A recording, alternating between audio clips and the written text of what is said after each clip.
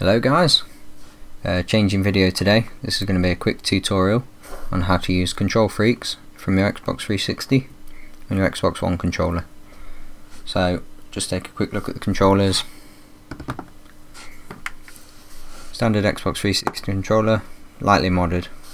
Got a Kontrol Freek on each stick. Got scuff style trigger stops and scuff style paddles, if you can see them. Homemade. They will do the job. So Xbox 360, Xbox One, no mods at all, standard. I'm going to show you how to get the Xbox 360 Kontrol Freeks onto it. So just need to remove one, put that to one side. So standard Xbox One controller, as you can see, doesn't fit, it's a bit too big. So essentially all you're going to need for this is a small sheet of paper. I've just got some cheap A6 thin paper. You can choose to use masking tape or insulation tape to wrap around the paper if needed, but I find I don't need any insulation tape, and essentially what you're going to make is a very thin strip of paper. So I'll show you how to make it in a minute. I'll just show you the installation of one I made, one I've actually been using.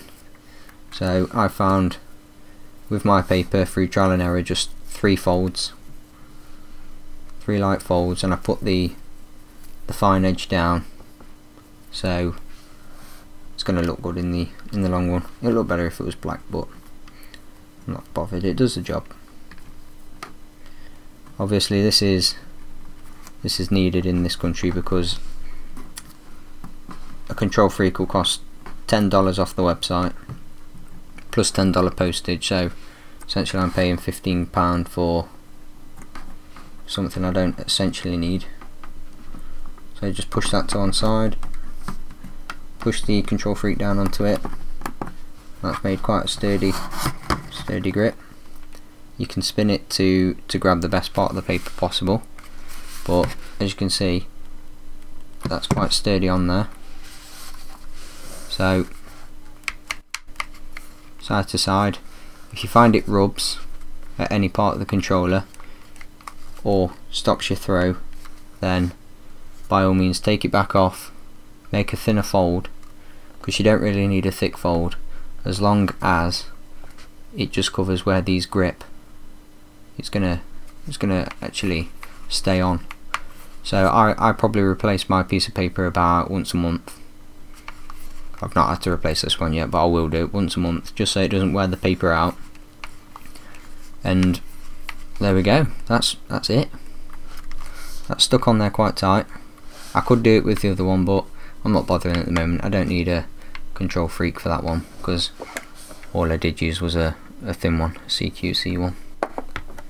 So that's it. I'll just show you when this focuses.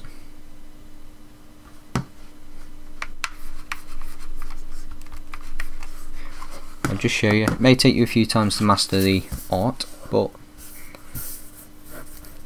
all you take is the nice edge of the paper, fold it. I've used some lined note paper so I can keep the lines straight, and then I know I've got a straight enough edge. So try and keep it quite uniform across. Just do one fold and take it over, do another fold and take it over, do another fold. And this for me is the size used.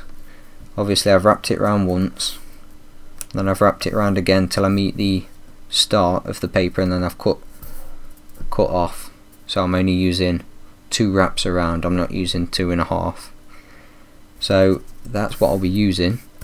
So I'll do a final fold, push that down, scrape along with a hard object or your nail, and then you've got a weak line, and then turn it back on itself, flatten back down, do the same on the other side. And this, because you've done this, the paper's very weak at that line, so you could either you have a line to cut down, or just do what I did and rip it down. It's going to rip reasonably neat because the paper's weak in that area. So rip down, and you've got your 3 folds. So I'll show you on a controller. All I really did, start anywhere on the analog stick,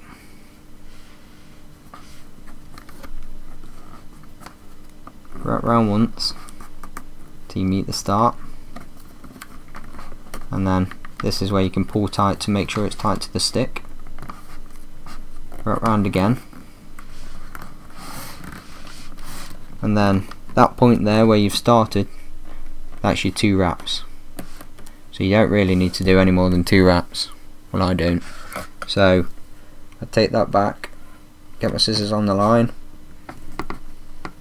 If I had some decent scissors, hit cut.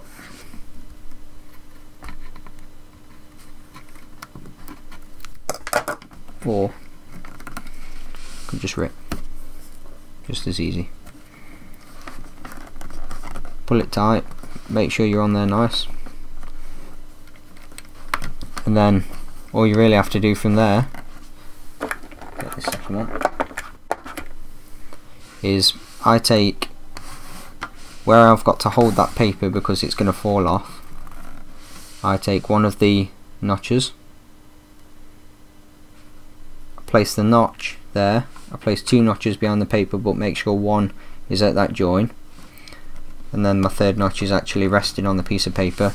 Then push into the paper and down with your 3rd one, and then it will just lock on nicely. This one's a little bit loose because this one's a bit the bigger one, so I'd need more wraps of paper, but essentially that's it. So I'm going to take that one off because I don't need that one. That one's a better fit. You could choose to take a thin strip, about the same width strip of masking tape or insulation tape, and wrap that around there tight, cut that down, wrap it around tight, so then you know your paper's stuck in the same place. But I find this is good enough. I probably will next time I take it off, I'll try some kind of tape on there just to see if it holds it any better. But I always find if you make it slightly too thick and you get that Kontrol Freek on there and push into the paper and then down with the 3rd clip, you're going to get the tightest seal possible on there, so it's quite nice and tight. So I hope this has saved you a bit of money. Certainly saved me a bit of money because I've got quite a large selection of these for the Xbox 360, so I'm going to use them all with this method rather than buying any more. So I hope it's helped, guys. Thanks for watching.